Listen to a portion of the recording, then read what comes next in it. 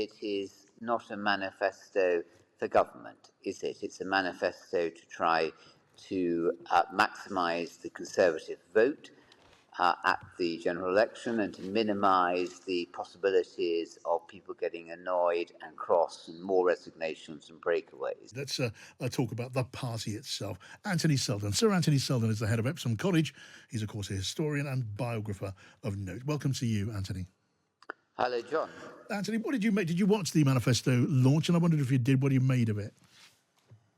So I didn't. What I made of it is that it is not a manifesto for government, is it? It's a manifesto to try to maximise the Conservative vote at the general election and to minimise the possibilities of people getting annoyed and cross and more resignations and breakaways. I mean, very few people, John, seriously expect the Conservatives to form the next government. Yes. And therefore, what is the manifesto for? It is part of the election campaign to try to minimise the size of the defeat. But I mean, even if, I think we misunderstand manifestos. We'd like to think, wouldn't we, that parties were elected on the basis of manifestos that we'd all read and studied and compared. We can cast our vote in a considered way, and that the party then enacts that manifesto over the course of the next 4 or 5 years. Yes. I mean, we'd like to think that happens, but it doesn't. So No. looking at, Labour will not be thinking this manifesto is a programme for government. Labour will be thinking, what do we need to say here that will maximise our vote and minimise the hassle and to maximise our freedom of manoeuvre after we win the general election. So I think that the media, obviously not the highly discriminating Times, at Times Radio, but the media at large, gets very, very frothy and excited about it. But I think it's based on a fundamental misreading. Yeah, no, your point is well taken, and your exception, the generous exception for us. Now let's have a look behind the under the bonnet of all of this. You've written books on the Downing Street operation, especially Boris Johnson. Your book on the Liz Truss operation comes out in September. That's going to be a great read. From what you've heard about this manifesto, from what you've seen of the campaign so far, Anthony, what does it tell you about Rishi Sunak and about the team around him? So I think it tells us that they were not ideally suited to be the team around the Prime Minister, and that Rishi Sunak wasn't really the ideal person to take over at this time. Perhaps if almost that they had inverted the order of the Tory Prime Ministers. Rishi, I think, would have been a better kind of Prime Minister at the beginning. Back in 2010, logical, methodical, dealing with the impact of the global financial crisis. But he's not someone to set pulses racing. Yeah. And David Cameron provides some of that charisma of Boris Johnson, but also with a governmental intelligence and that obviously Boris Johnson never had. So I think it's, look, they were on a hiding to nothing. I mean, there was just so much naivety when they came in. They really thought that they could win that general election. No party in history, as I've said, John, countless times on Times Radio as elsewhere, has ever won 5 general elections on a trot. There's a reason why no party has done it since 1832 when modern politics began, and that's because there are all those factors militating against somebody keeping on winning general elections. So it would have been that they could have had a much more sensible strategy. They could have brought in more thoughtful people who had an understanding of history. They could have banished the tribal people. They could have just produced a sensible plan and said, look, we've got 18 months. It's probably not going to win, but let's think about the country. I seem to remember I said this somewhere about them. If they at least had said, we're going to put the country first here and do across public services, across Northern Ireland, the Union, Britain's position in the world, Britain's position with the EU, we'd actually done stuff which would help the country, everybody in it, including the least privileged. Well, it wouldn't have satisfied the ERG and the headbangers, but it would have at least provided a decent, honourable way to go out. Kate McCan has raced back to the studio from Silverstone. Hello to you, Kate. Good to see you. Hi, John. So you had the privilege of being there, and what did you make of it? What was your thoughts, your feelings watching that this morning, and the feeling in the room as you read it? Well, it's important to say that in the room for all of these manifesto launches will be largely either party staffers or party supporters. So they're not general members of the public. So the response from the people there was wholly supportive, long rounds of applause, etc., etc. But I have to say, even they were struggling at points, John, to keep their attention on the Prime Minister, because he gave a very, very long speech at Silverstone today in an echoey room with a black sheet for a backdrop, no sort of references to Formula One cars. You couldn't see out of the windows, you couldn't see the track, couldn't see any of the cars around the place. And really, his speech was a long list of Conservative Party policies. It was skipping from schools to gender to defence, with a little bit of reference to Labour, obviously, as you would get from the Tories, not being a safe pair of hands. But there was no story, no real thread all the way through that speech. It was very difficult to get a handle on the reason why you'd choose Rishi Sunak as the man to deliver all these things, as opposed to a hologram or an AI or someone completely different altogether. And I think it was that heart that was really lacking there for a lot of people today. And it's why some of the audience, even Tory supporters, were drifting onto their phones at some points today. Drifting onto their phones. We'll be seeing opinion polls before too long. We'll get an idea of what people made of all of this. And in the end, of course, it's up to the voters. It doesn't matter what I think and what I thought, for what it's worth, which may not be very much, is it did not look like any kind of game changer to me. Was that your feeling too? Yeah, I think that the main central policy in this, at least the one that's immediate, is another 2 percentage point tax cut on national insurance. It's the third one, remember, in a row.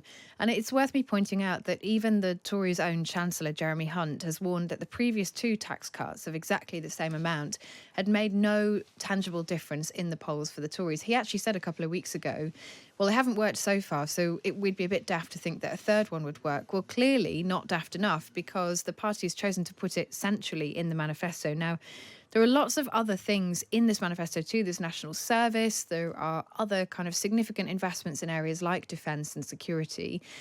But there are people who suggest that there's not a lot of ambition aside from the plan that the Tories already had. It's a bit more of a continuation. And we have in the last few moments got a Sky News YouGov poll which shows that the Tories are on their joint lowest voter intention share in this parliament. Yeah. Reform are just 1 point behind them now. Reform on 17, Tories on 18. The Lib Dems on 15. They are up by 4 percentage points, interestingly. Labour down by 3 on 38%, but still a 20-point lead over the Tories. So, Labour's still in a good position in terms of this poll. They will narrow as we move to polling day, but that 1 percentage point difference between Reform and the Tories will really worry some. And there'll be nerves in the Tory camp at seeing Reform just within a hair, at least in this poll, but it's a significant poll, of catching up, even maybe overtaking at some points. Interesting, though, just looking at this poll, Kate, the Labour share is down 3 points. It's not a seismic change, but it is a change. And there's a view out there that maybe the Reform Party have sucked the juice out of the Tory lemon and maybe started to draw away from Labour at this point. It's difficult to know where exactly those votes are going to. I mean, what I can say is that Reform are up by 1 percentage point, the Lib Dems up by 4 and the Greens up by 1. So if you were taking from Labour and the Tories, which you are there, it would look like it was reasonably going fairly equally. The Lib Dems may be making more hay. We haven't heard from Labour yet in terms of their manifesto. And obviously, as parties tend to step back from the campaign when others launch their policy documents, it's been a reasonably quiet start to the week for Keir Starmer, a bit unlike the other weeks. So, there may well be some reckoning going on. People will always narrow their votes as we head towards polling day, because those who were just saying, I'm sick of the Tories, I fancy a Labour government, may well think, well, do I really mean that? Do I really want to vote Tory anyway? I think that is the biggest question. The question really is how big is Labour's majority going to be? And we will only get a sense of that as we move out around the country over the course of the next couple of weeks. But I think in terms of a game changer, I mean, you're looking at two things with this Conservative manifesto. You're looking outwardly to the country. Will it make a really very big difference to the way people feel? Well, on tax cuts, the Tories and Labour are in very similar places. On defence, they're in quite similar places. There's a question over timing. A lot of these policies are not vastly different. There are some areas where the Tories want to go further. For example, on those who are self-employed in terms of taxation for them, there'll be quite a big change. They'll get, I think, around sort of £900 more on top of the changes the Tories have already made. But in other areas, the parties are reasonably close. And there's still a really big question about what I asked Rishi Sunak at the top of the show there, spending cuts which are already scheduled to come down the track. This is not related to manifestos. It's not related to policies that are on the table right now. It relates to the state of public finances. And because some departments are unprotected, their budgets are not protected, like the NHS's, it means that even though the Tories have projected an additional 1% on top of what they get at the moment for the next year, that is still a relative cut because of inflation. So they will have to find, I think it's £20 billion across a number of departments, which includes local government, prisons and justice. Yeah, we're talking about cuts of 2% to 4% in those unprotected It's huge. budgets. It really is huge. Now, we've talked a lot about tax, naturally enough, but also immigration and migration and the Channel boats. That's been a big theme up to now, and it was mentioned, of course, by the Prime Minister. And also you got some chat behind the scenes about what the government, Rishi Sunak, is thinking on that. What can you tell us? Immigration is one area where there is a real key difference between the Tories and Labour, and the Conservative Party has been very determined on stopping the small boats. So in this manifesto, Rishi Sunak recommits to the Rwanda policy to getting those flights off the ground as quickly as possible. But there's an interesting detail in terms of how people who are already here in the UK are treated, because there is a backlog of people who've arrived in the UK illegally. Now, the party says they won't give those people, which could be between 50 to 100,000 people, they won't allow any of them asylum under any circumstances. But there is a note in here that suggests that those people could be either sent to Rwanda, which would be far and above the numbers that we'd expected to go to Rwanda. We thought we were talking about hundreds of people, but in that briefing after the manifesto launch, they seem to be suggesting that they could send tens of thousands of people, which would be a huge ramp up, I think, of that scheme.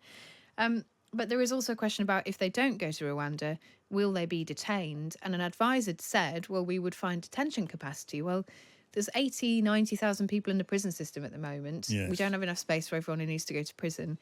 If you're talking about 100,000 people here illegally, I mean, where do you detain those people? We'd have to build huge amounts of space for them. So some unanswered questions there on immigration, I think. The other thing to mention on this area of policy, although the party is a bit tougher in what it's suggesting on small boats than Labour, and it's worth me saying again, we haven't seen Labour's plans fully yet, Rishi Sunak has pulled a punch on the ECHR. So the right wing of his party really wanted him to say that he would leave the European Convention on Human Rights, completely walk away from that to allow him to go further on Rwanda without the threat of courts. He hasn't done that. There is one clause in here that says if we are forced to choose between our security and the jurisdiction of a foreign court, including the European Court on Human Rights, we will always choose our security. And that's the only mention, which I think will leave some on the right a little bit frustrated. Okay, more to discuss, more questions to be addressed. Kate McCan, lovely to have you